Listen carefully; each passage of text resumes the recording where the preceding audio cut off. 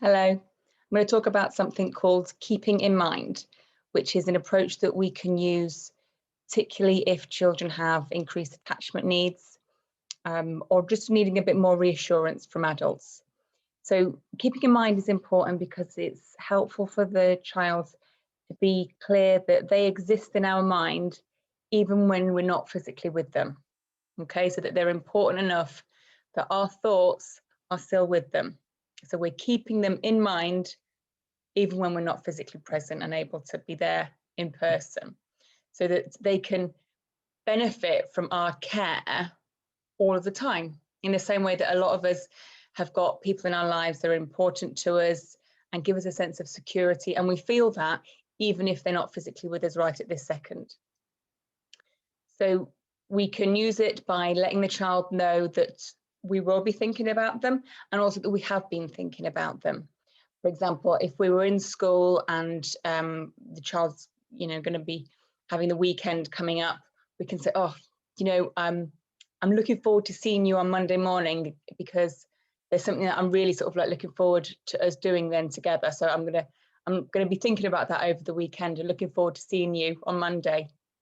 So that they feel that they're important enough that you'll be keeping them in your thoughts. We can also let them know that we have been thinking about them by saying something like, "Oh, do you know, I saw something yesterday that reminded me of you, and I thought you would really like it." Or, "Oh, do you know, last night I was just wondering what you would think about such and such." Okay, so we can do this if we're a parent, if we're a teacher, a teaching assistant, anyone that's important, particularly if you're a key person to a child or young person who's got some increased attachment needs, or maybe some developmental trauma in the background, or just needing a little bit of emotional reassurance, as a lot of children do at some point. Letting them know that you will be thinking about them and that you have been thinking about them.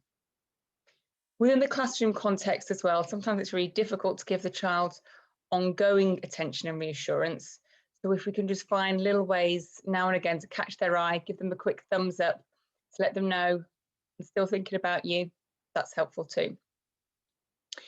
It's also helpful to just give explicit messages and just say it like it is. So just saying explicitly, "Do you know, I sometimes think about you even when we're not together because I like you and I like thinking about some of the fun stuff we do together. And you're important to me all the time. Even when we're not with you, we still have a special bond, and you're important to me even when I'm not with you." Okay, we don't need to keep these things implicit and hope that they just catch on. We can just say it really clearly so that there's no room for doubt.